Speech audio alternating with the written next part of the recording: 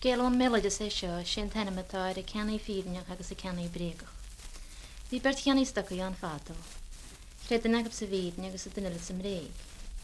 Bhí go ceannaí fíneach a gúnaí chur geáil leis a bherile, go ná an írin an bhréag. Ach bhíon síla go an mar sin hain.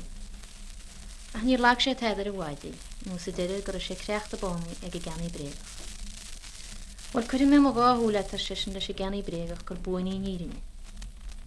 Níor a trúin ná teise a ceannaí brégach ó, nuair i chluise a bhírinne, bhain sin dá thúlaach sa ceán, agus cha sé isteach uorthach seanché le.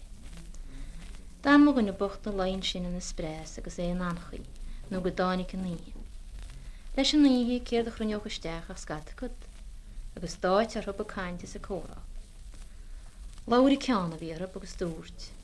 Inne scéal a haú, inne scéal a bheú, inne scéal a rina gat. Níon seo mi sin scéal ar sa sao, níon seo mi sin scéal ar sa mew. Ín seo mi sin scéal ar sa rina gat. Agus seo ein scéal a dinise. Tá aín rí ag dar sa bháis ar sisin, agus ní a leis a géineach. Ach tá agam sa cáil a leis le fáil. Tá tabarín féris go bín na ciise, agus go bhhaid sé tríomhríon guscin tabarín sin le nóil, bheit sí go sláán leis an rudán. Tá go agam mar freisin mar thobarín idir sé. Tá timín brab a fás é sa chin. An téime chorón sin aige bheith go haimhris aige. Dime sin anhain, take le nuair a bhí górá dínta ag na cuit, dim idir lo. Agus nuair a fuair a ceannaí fírinneach a míad, has sé snáháin as a sméireacht, agus bhí sé srúil go brachas go deo go dánig sé go fadar is a timín.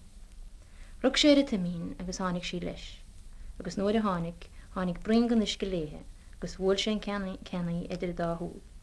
Níor thuisce sin na tháinig a tapar cóiríist agus bhí leis.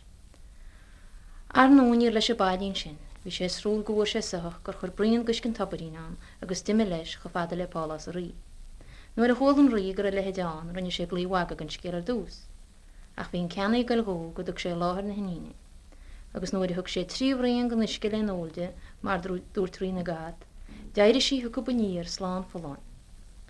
Bhí luach sihir má gealta gon té leisachaí agus níor ceú sin ar a ceannaí fírinneach. Bhí go más níor a go holc. A lá cean an céanna cé cas bhí ó ach a ceannaí brégach, agus níor bhaintaí leis na sneachta deireg nó é ceáil agus é sláán foláin.